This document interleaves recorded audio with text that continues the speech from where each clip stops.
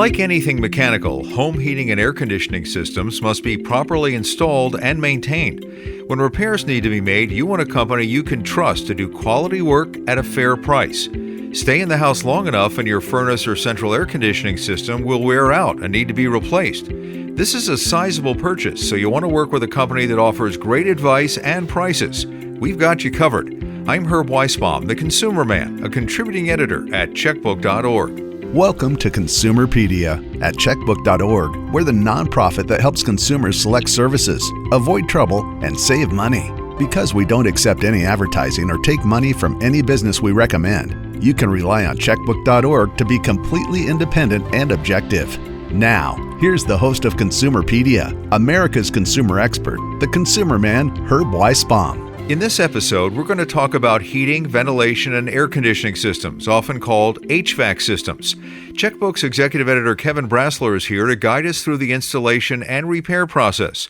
We'll run down some of the things you should do before having any work done. Kevin will also answer the question, is it time to consider getting a heat pump to cool and heat your house? Hello, Kevin. Hello, Herb. So when Checkbook asks subscribers about their experiences with companies that service or install heating and air conditioning systems, what kind of things do they tell us? Well, we find that some HVAC contractors, especially the really large operations, really seem to create more headaches for their customers than they solve. We get a lot of complaints about lousy workmanship. We get a lot of complaints about it took them forever to get to me when I needed a repair, even though I had this service contract with them. And worse, we hear complaints about people just being charged lots of money to fix small problems. We especially hear from people who call these services that advertise 24/7 service, and then the person shows up and says, well, you have to pay me $500 just to get started. Fortunately, though, we find that many heating and air conditioning services, they do consistently provide high-quality work. You just have to seek out the right ones. In each of our metro areas, we found that there are several companies that were rated superior for overall quality by 90% or more of their surveyed customers, but you really do have to be careful to avoid the ones that'll burn you. And as with every service we rate, I know there are some striking price differences from company to company. Tell us about that. We find that, especially for HVAC work, and especially for repairs, really, some companies charge far, far higher prices than others for the exact same work. Our researchers contacted companies. They didn't disclose their affiliation with Checkbook. They posed as consumers. They gave very detailed job descriptions for 4 or 5 different jobs, calling 4 or 5 different times, and asked them to quote prices. So, for example, we'd ask them to replace the control board for a very specific Rheem gas furnace. When we did these calls, we got quoted incredibly large price differences. For example, for that control board, our undercover shoppers were quoted prices ranging from $347 for a low to more than $1,200. Again, for the exact same parts, the exact same repair. Wow. Huge price differences for repairs. Another example, to replace the dual run capacitor for a trained central air conditioner. Again, it's a very tightly specified job, the same parts, same everything. Prices ranged from about a low of $118 to more than $500 among companies here in the Washington area where I live in.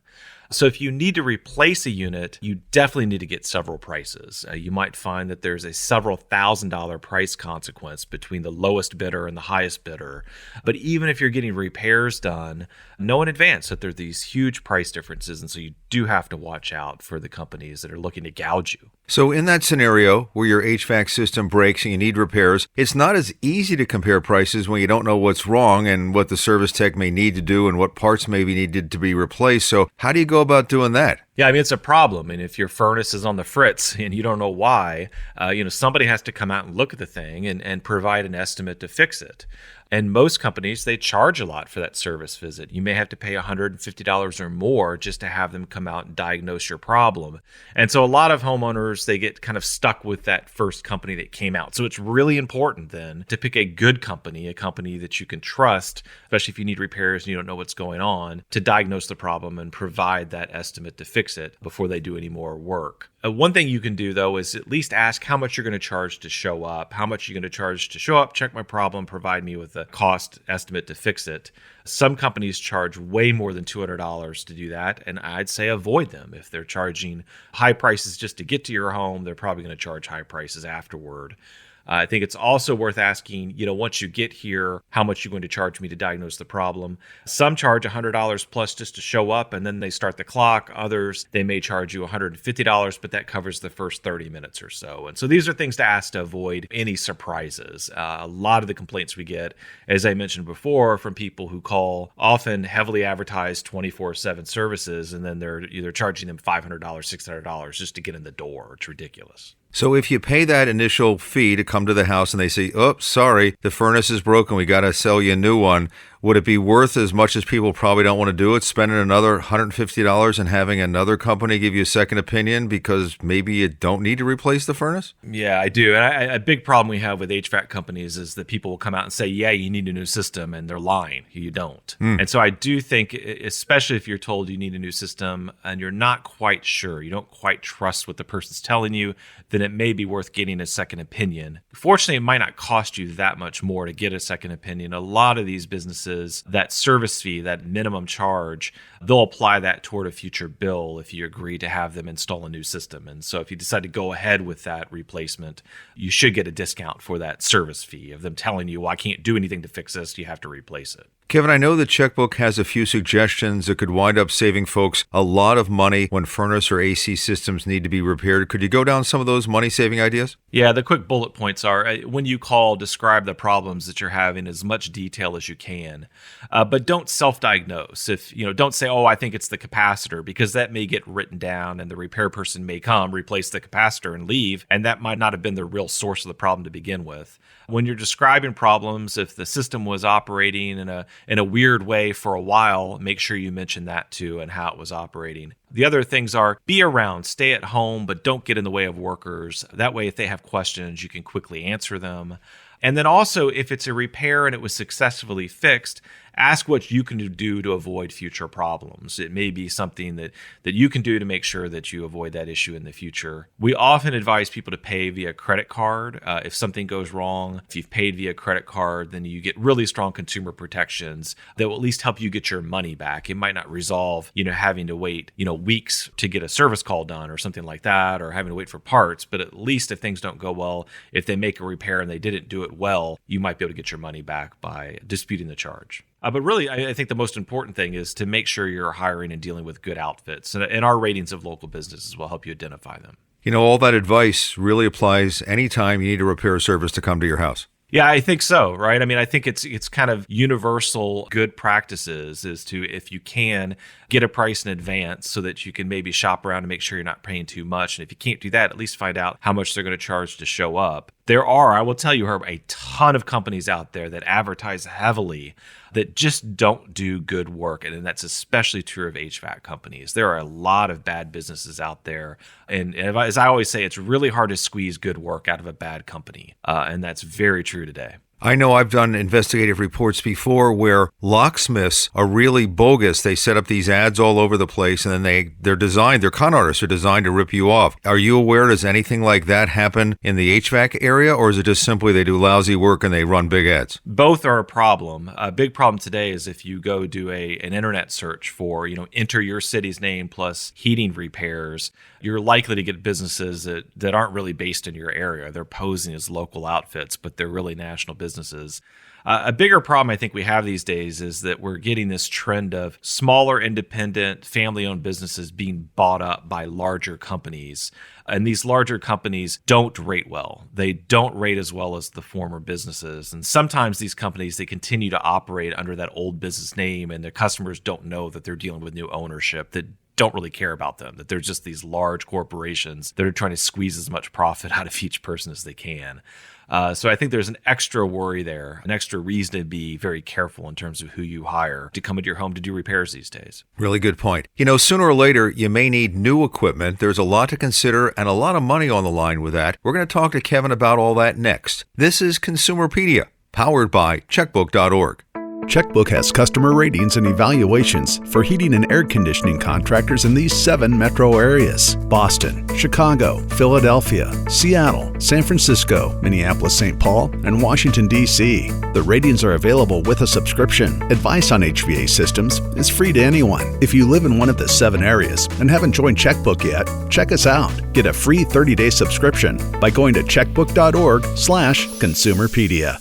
It's time to get a new furnace or air conditioner. You know this is a big project. It's going to cost a lot of money, and you'll be living with that decision for years to come. So you need to take your time and do your homework. Kevin, where do we start? If you need a new furnace or air conditioner or heat pump, it's especially important that you're dealing with a good contractor to get a good installation. How well your system performs, how much you're going to pay for it, depends very heavily on the design of the system and on the quality of the installation. It's just paramount. So it's important to make the right decisions about what equipment to buy and to get help making those decisions, and then ultimately to get a really good installation done. To do that, you can use our ratings to select companies that rate well for heating and air conditioning work. But even among those companies, invite several to your home to offer written proposals. And the reason is you'll find that some charge a lot more than others for the same setup.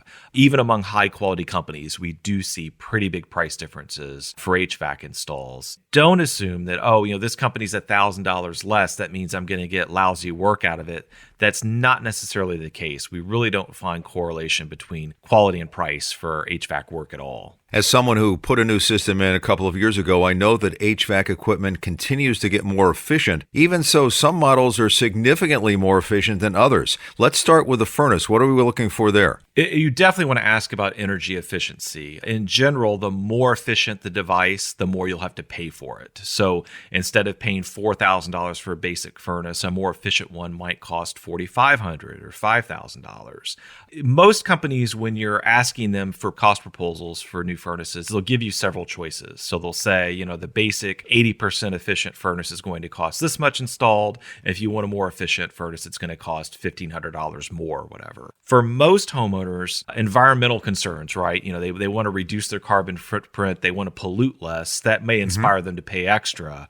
But there's other reasons to get the more efficient furnace. One is that you'll have lower power bills. And over time, those lower power bills, especially in cold weather climates, will accumulate to pay off that extra cost of buying the more efficient furnace. There's also a small federal tax credit that can help pay off those costs. A lot of utility companies offer small rebates of $200-$300 if you decide to buy a more efficient furnace. These things usually, in terms of the dollars and cents, whether or not to pay extra for a more efficient furnace, usually make the calculations pretty much obvious in most areas. If it's a cold weather climate especially, that it's you're better off buying that 95% efficient furnace or even 98% efficient furnace rather than the basic one, because pretty quickly those extra costs are going to get paid off. Is there any way to do the calculation up front? Like when you buy a TV or refrigerator, it tells you how much electricity it's going to use during the year. Can you find out if you get a 80% efficient furnace, it'll burn this much of natural gas? If you get a 95%, it'll do this. Is there a way to figure that out before you make your decision? There are calculators out there. Good companies can provide you pretty good estimates if they look at your utility bills of how much you'll save by using a more efficient furnace. The Department of Energy, it runs a pretty good website. It's called Home Energy Saver. You can plug in information about your home and the different devices you're thinking about buying in terms of different efficiency furnaces or air conditioners or heat pumps. And it will spit out estimated utility costs, and the differences for those. And so I think that's worth looking at. Overall, know that in general, for most homeowners who live in cold weather climates where the temperature during the winter often drops below 40 degrees, it's worth buying the more efficient furnace so long as you plan to stay in that home for 4 or 5 years. And fuel costs are only going to get more expensive, and this is a long-term proposition, so it does make a lot of sense. And especially gas prices are going to keep going up at pretty steep levels, actually. And what about the air conditioner? Maybe I should consider something other than just a traditional AC unit? Yes. If your central air conditioner dies, really, I think these days, most people in the U.S., most homeowners, should consider replacing that unit with a heat pump. Heat pumps are basically air conditioners that can work in reverse. So it can heat your home during the wintertime and also cool it during the summertime.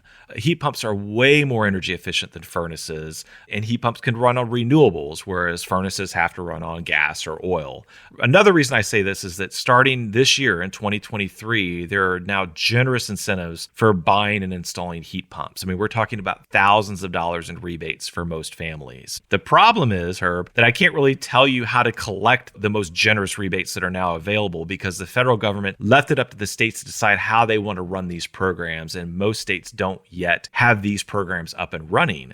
So I do at some point want to come back and do a different podcast on heat pumps, especially once these states have rebate programs up, once they've got their acts together and I can actually tell people how to collect on these rebates if they want to do them. Kevin, are there any climate restrictions on heat pumps? In other words, if the climate's too cold, you can't use these things? Well, yes and no. So the basic heat pumps you can buy, they cost around $8,000 to $10,000. They only operate efficiently for most homes when temperatures outdoors are above 30 to 35 degrees or so. When temperatures drop below that threshold, usually they can't keep up and a secondary, less efficient heat source is needed to keep the house warm.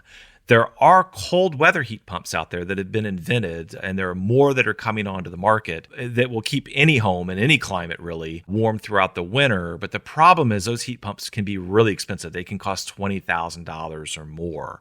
So there are really generous rebates that are available now from the federal government and some utilities and some states that will pay for a big chunk of your costs if you decide to go with a heat pump, but they're not going to cover $20,000. And so until heat pump manufacturers are able to invent and manufacture and bring to market cold weather heat pumps that don't cost so much, you still might, for most homes in this country, especially in cold weather climates, need a secondary source of heat. We have an article about this on our website. It explains all these issues with heat pumps. It explains why, I think really a lot of homeowners should be switching to heat pumps, especially if they want to install air conditioning or need to replace an air conditioner. But there's lots of different layers to this to consider, and some of it does depend on where you live and how harsh your winters are. And if you're going with a traditional furnace, are there any specific features you should be looking for? A furnace or even air conditioner or heat pump, there are lots of different features that can affect performance and also your comfort. And many of these features these days are definitely worth looking at the extra costs for them. For example, variable output and two-stage burners for furnaces. They can help you save money by your furnace doesn't have to run at 100% all the time, or your air conditioner doesn't have to run at 100% all the time. They don't have to kick on and shut off, which causes a lot of wear and tear on them. And also they make your home more comfortable. They can keep temperatures in your home at a more comfortable level. These things are definitely worth looking at. A lot of installers will show you the different cost consequences of adding these features. What about the decision? A lot of people may worry about which brand to buy. We want something that's going to last and be low maintenance, of course. I'd say, don't focus too much on the brand. Often these days, these decisions, they get made for you anyways. You'll find that installers say only one or two manufacturers can even deliver what you're going to need very quickly. I will say Consumer Reports does have ratings of HVAC equipment brands, and its ratings do indicate that there are some differences in reliability among these manufacturers. But overall, it's very much widely agreed in the industry that the equipment quality itself, it's much less important than the installation quality. It's really important that you're selecting and using a good installer. As my contractor's told me, I've had to replace a lot of stuff. And he's told me, more than a few times that it just doesn't matter too much what brand he's putting in.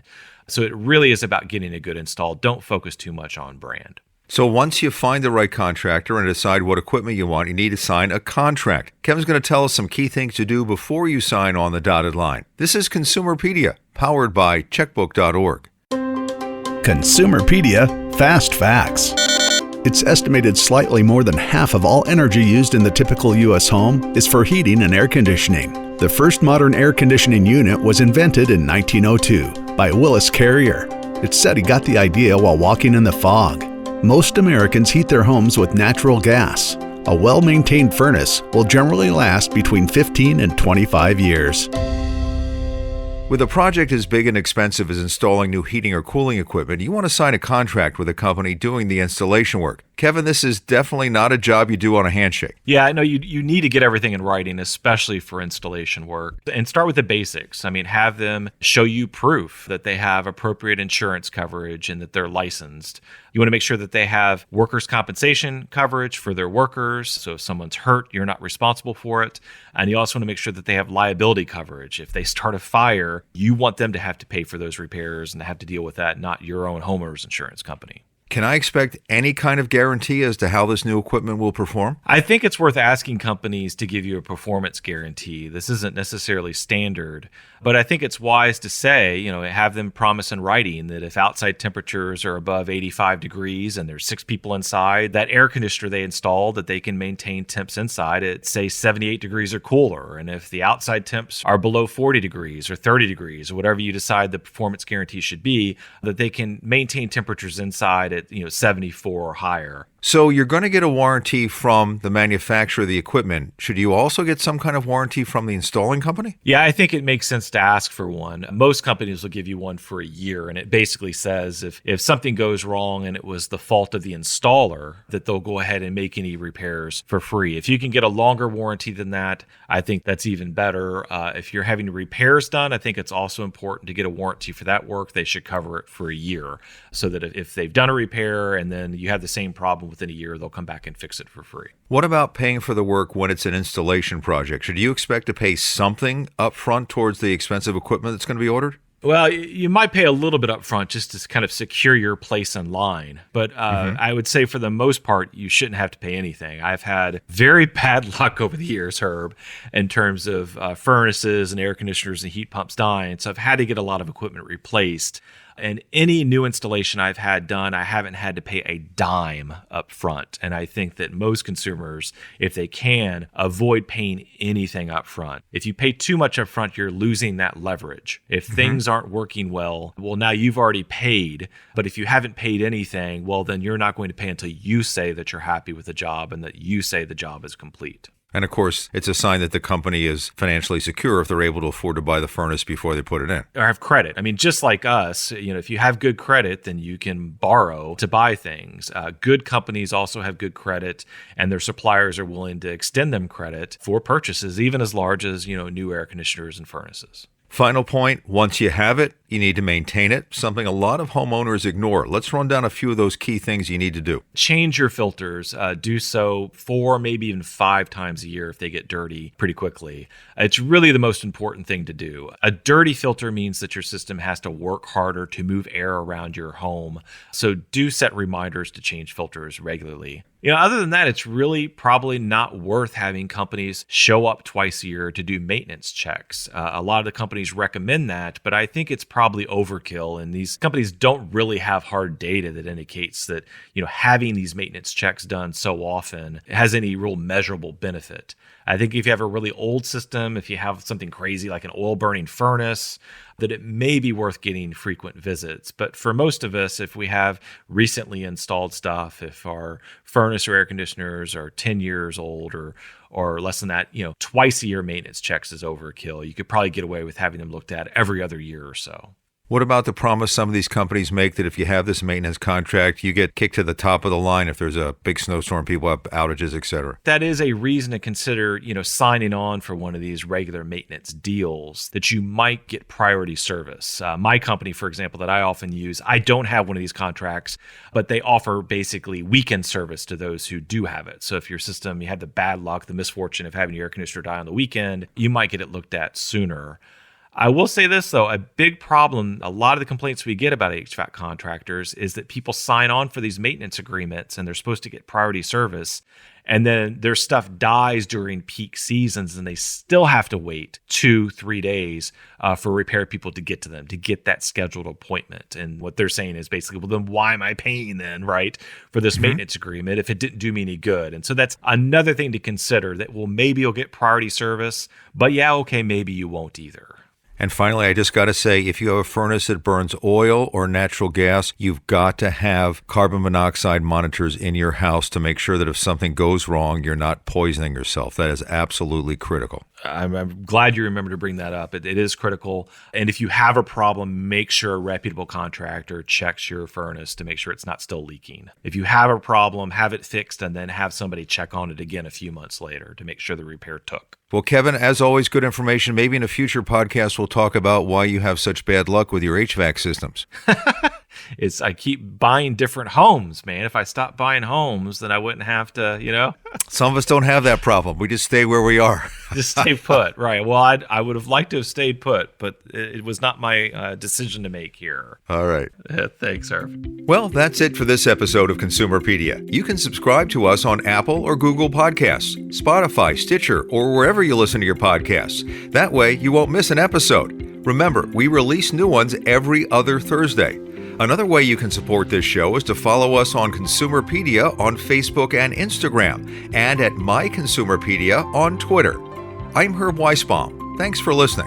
Consumerpedia is a public service of Checkbook.org. We're a unique nonprofit that helps you save money and make smarter choices. You can count on Checkbook to help you find the best services and avoid the worst, with local ratings that are accurate and unbiased. If you live in or around these 7 cities and haven't joined Checkbook yet, check us out. Boston, Chicago, Philadelphia, Seattle, San Francisco, Minneapolis-St. Paul, and Washington, D.C. To get your free 30-day subscription, go to checkbook.org/consumerpedia.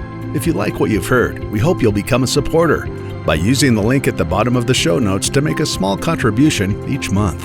Consumerpedia, empowering consumers to save money and make smarter choices.